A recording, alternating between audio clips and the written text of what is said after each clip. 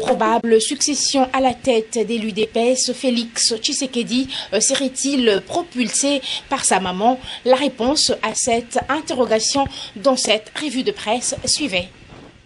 Bonsoir. Probable succession à la tête de l'UDPS, Félix Tshisekedi serait-il propulsé par maman Marthe? S'interroge Légude. Et de répondre, de plus en plus on parle de la course à la succession à l'Union pour la démocratie et les progrès social UDPS. Il semblait-il Maman Marthe jouerait un rôle prépondérant selon certaines sources.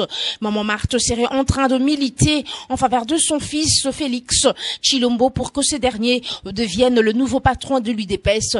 À propos, les mêmes sources citent Corneille Moulumba, l'un des fondateurs de l'UDPS, qui indique qu'Étienne Tshisekedi ne contrôle plus rien, ajoutant que depuis quelques mois, notre chef est très affaibli et il est hors jeu.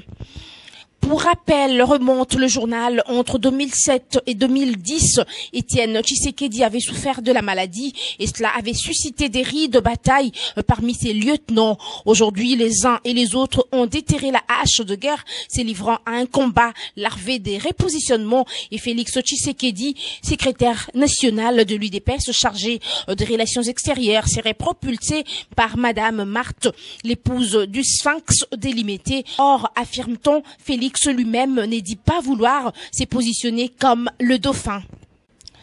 De son côté, la prospérité s'exclame. Gouvernement, Matata se maintient.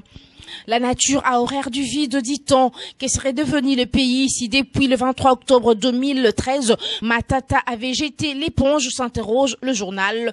Pour répondre, difficile à répondre et pourtant, tel un coup près, l'effet que l'annonce de cette nouvelle avait suscité en son temps ne rassurait guère que l'équipe actuelle pouvait encore espérer ni bénéficier d'une quelconque prolongation aux affaires, fut-elle des faits.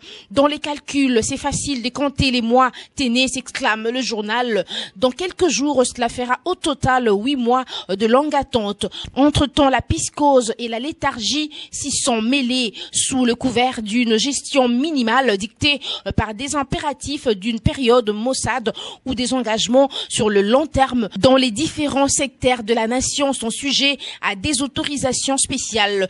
Des mouvements en termes de sortie ont été strictement limités selon les angles tracés par la lettre du Premier ministre qui instruisait, faut-il le rappeler, ses ministres et ses vice-ministres à s'en tenir à une certaine discipline ainsi qu'à l'orthodoxie financière en attendant les nouveaux bébés.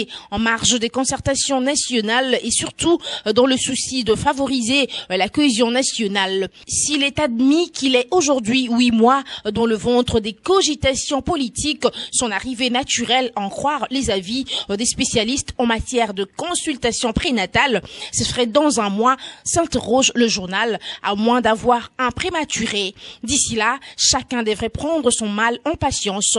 Dès son côté, Matata se maintient automatiquement et tient des réunions. La Troïka préside le Conseil de ministres, visite les chantiers à Kinshasa, à Kindu, ainsi de suite. Enfin, l'avenir boucle cette revue des presses et titre pour faciliter l'effectivité des élections locales en 2015.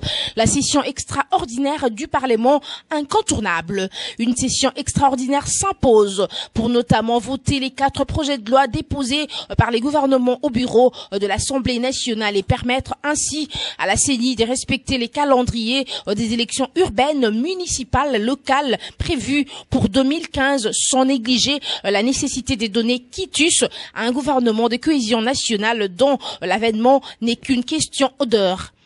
La session de septembre étant essentiellement budgétaire, il est de l'intérêt de l'Assemblée nationale d'adopter le projet de loi portant réédition des comptes du budget pour l'exercice 2013 déposé par le gouvernement lorsqu'on sait que cet exercice est un préalable à l'examen de la loi de finances du pouvoir central pour l'exercice 2015. C'est tout pour cette revue de presse, mesdames, messieurs, bonsoir.